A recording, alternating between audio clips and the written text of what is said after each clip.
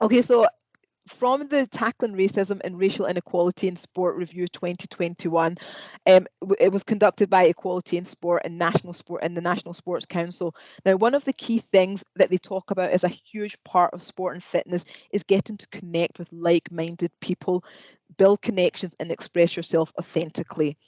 Can you tell us about your experience within this?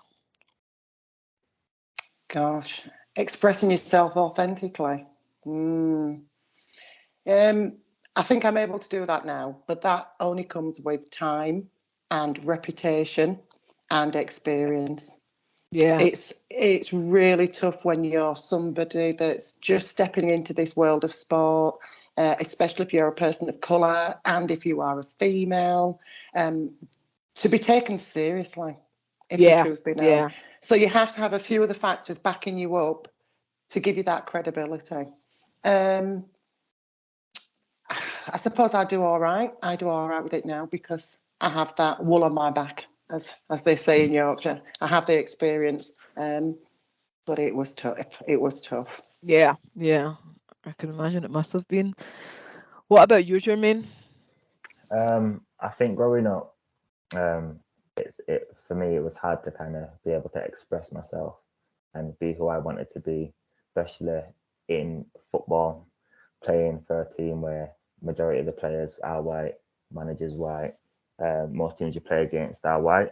Um, so for me it was hard because obviously being in the boys changing rooms and being on a football pitch you will experience the little comments here and there. But for me, it was like I had to kind of laugh it off because it didn't offend me because most of these people are my friends, but you couldn't really be yourself.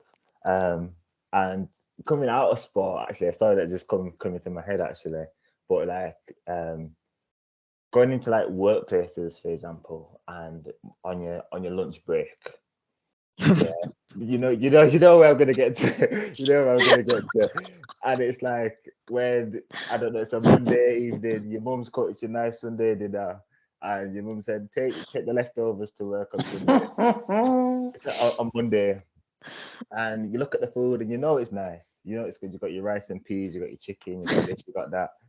But it's like you know that you don't really want to bring that container of food into work because I know that's the food that you love. It's your culture. Your mum's made it. It's beautiful food, but you don't want the comments at work. You can't really enjoy that properly because you'll have people like, oh, what's that? Oh, that smells a bit funny. Oh, what's this? Do you know what I mean? So I have experienced that as well. So that just links me to the football as well. I couldn't necessarily be myself and who I wanted to be on a football pitch or in the changing rooms and stuff because I had to fit in. Uh-huh. Uh-huh. I had to fit in, and if I was to say something that was something that I normally say around my friends or around my family, I'd be seen as kind of weird and strange and what you doing, like typical black guy. Um, so yeah, but for now, I think I do express myself and I am how I am, and people love me for it. And if you don't, then you don't. Do you know what I mean? Yeah. That's their problem.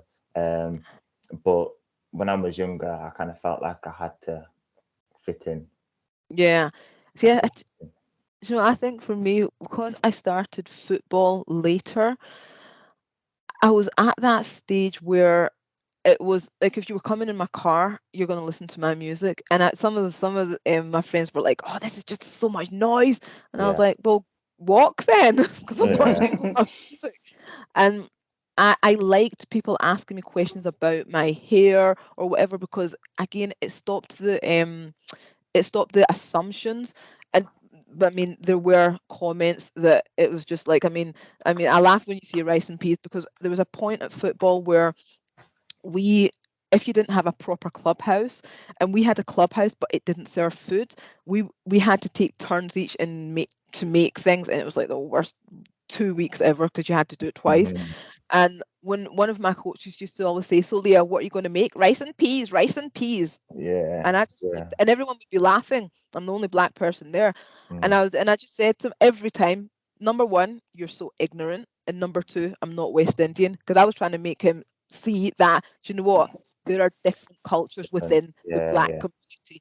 And then he would start going, lucky, lucky, lucky, lucky. And then the Mm, rest of the team would start.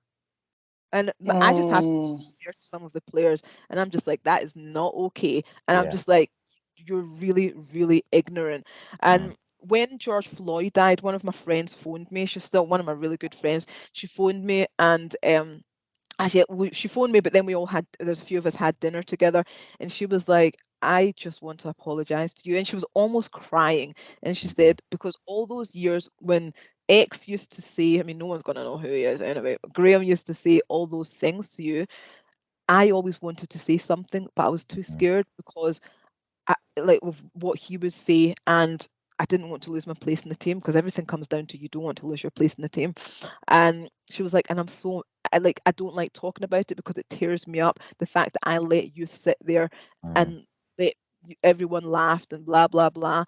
And I was like, I really appreciate it, but at the time, I really could have done with some backup, because it's like, you always, I thank God for my family, because see, if something happens, they're the ones that I go to, because they've walked this life. We grew up in Scotland. There's not a single name you could call me that I didn't hear before the age of 10 years old. There's not a mm, single thing that's happened that didn't happen to me. So stories, things that happen, it's almost like water off a duck's back at the time, but it does get in there. And yeah. it's that thing of, if something happens, they're the ones that I call, because I can't trust that people will stand up for me. And it's not against them, because I've got some really good people around me. But when the rubber hits the road and I have to, I'm standing out for the wrong reasons, who's going to stand with me?